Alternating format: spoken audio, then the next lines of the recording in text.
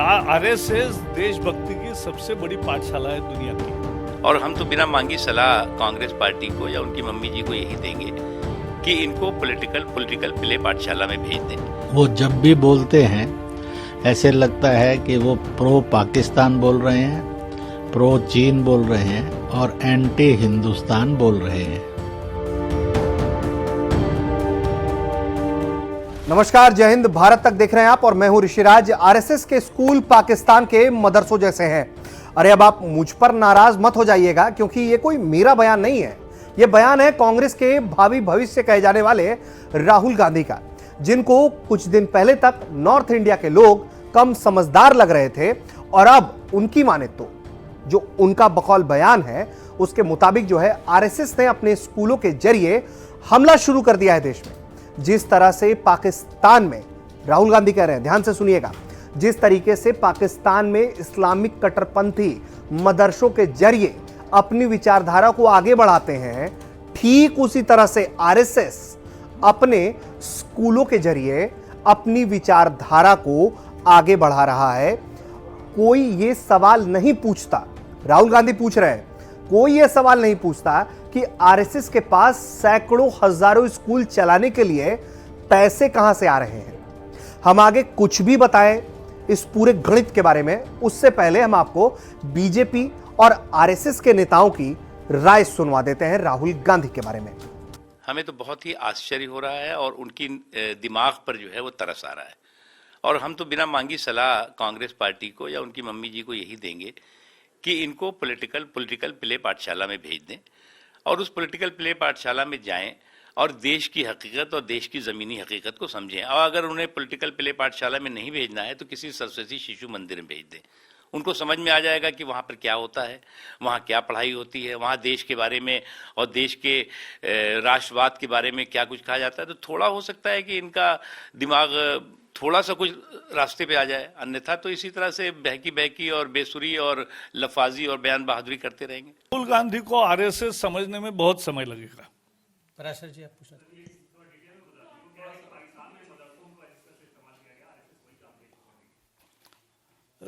RSS देशभक्ति की सबसे बड़ी पाठशाला है दुनिया की,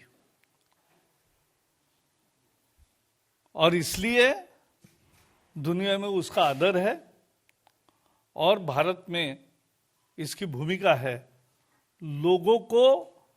लोगों में अच्छा परिवर्तन लाना और लोगों को देशभक्ति के लिए प्रेरित करना।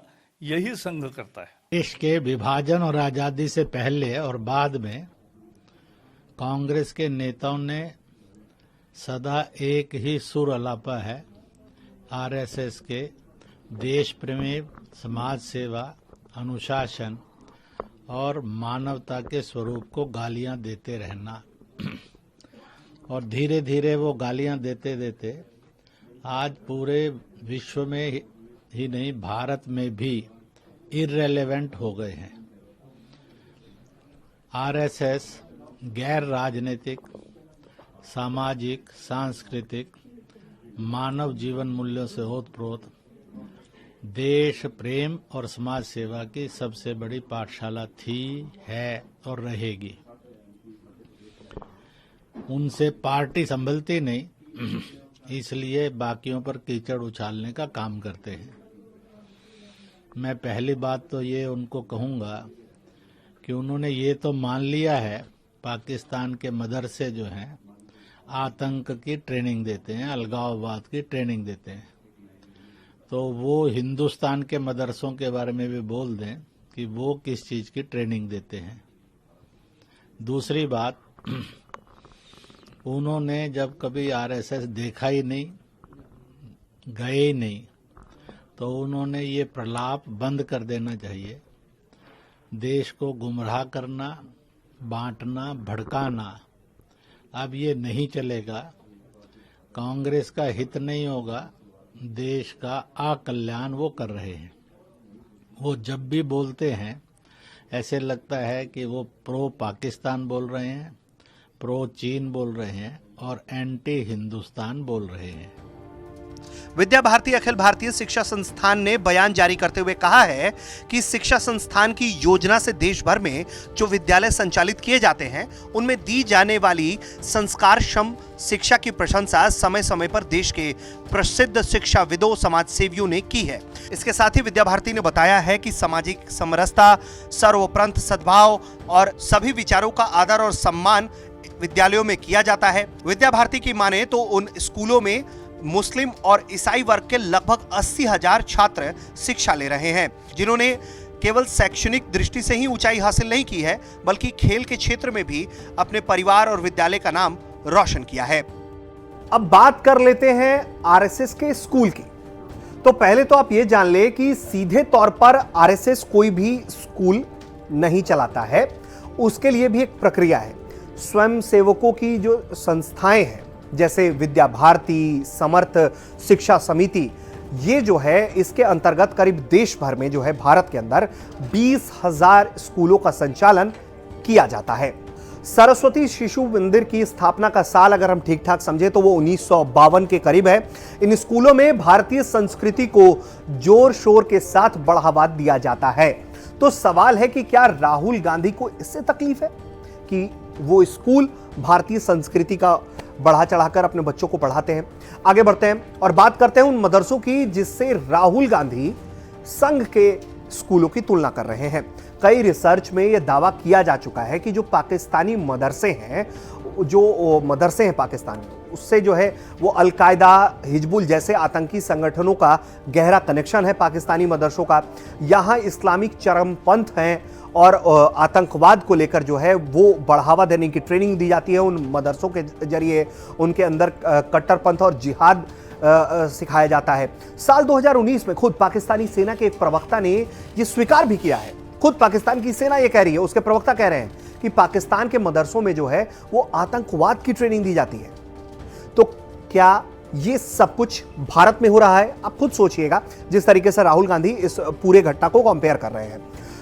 अब सवाल है कि क्या ये सब कुछ भारत में हो रहा है? अगर राहुल गांधी के पास किसी तरीके की कोई विशेष जानकारी है जो अब तक देश के सामने नहीं है, तो क्या उनको ये सामने नहीं रखना चाहिए कि वो किस बुनियाद के तहत ऐसी बातें कर रहे हैं? और इसके आगे संघ इस देश में अगर ऐसी कोई गतिविधि कर रहा था या अभी भी कर रहा है, तो राहुल गांधी के मुताबिक अगर उनके दौर की भी जब सरकारें रही हैं तब वो उनकी सरकारें तमाशबीन क्यों रही है? क्योंकि बीजेपी से पहले कांग्रेस का शासनकाल रहा है, कांग्रेस यूपीए की सरकारें रही हैं, तो वो उस वक्त क्यों कुछ नहीं कर रही थी? या फिर ये एक महज राजनीतिक टिप्पणी है जिसके जरिए राहुल गांधी खुद को चुनाव के दरमियान जो है वो चर्चा में बनाए रखना चाहते हैं, क्योंकि पार्टी में जो फूट पड़ी हुई है उससे भी ध्यान भटकाने की ये कोशिश हो सकती है। भारत में संघ की भूमिका की अब बात कर लेते हैं। आरएसएस के करीब 50 लाख से ज्यादा समर्पित कार्यकर्ता बताए जाते हैं। देश में आरएसएस की 58,000 से ज्यादा शाखाएं लगती हैं। चुनावी माहौल में आरएसएस के कार्यकर्ताओं का भी अहम रोल होता है। कश्मीर का विलय हो या 62 का युद्ध या फिर 65 का युद्ध हो, संघ की भूमिका को सर्वदा सराहा गया है, क्योंकि वक्त वक्त पर जब भी देश सेवा की बात आई है तो संघ ने वो सेवा दी है। वहीं 1971 में ओडिशा में आए भयंकर चक्रवात से लेकर भोपाल की गैस त्रासदी तक, 1984 में हुए सिख विरोधी दंगों से लेकर गुजरात के भूकंप, सुनामी की प्रलय, उत्तराखंड बाढ़, करगिल युद्ध के घायलों की सेवा तक संघ ने खुले दिल से की है। राहत और बचाव का काम हमेशा संघ के कार्यकर्ताओं ने आगे बढ़ चढ़कर किया है।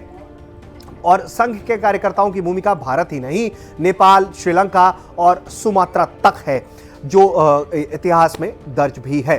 तो ऐसे में अब सवाल है कि क्या राहुल गांधी संघ को पाकिस्तान से तुलना करके अपने किसी पॉलिटिकल गेम को बैलेंस करने की कोशिश कर रहे हैं, या उस आइडियोलॉजी को काउंटर करने की कोशिश कर रहे हैं जिससे कांग्रेस जूझ रही है?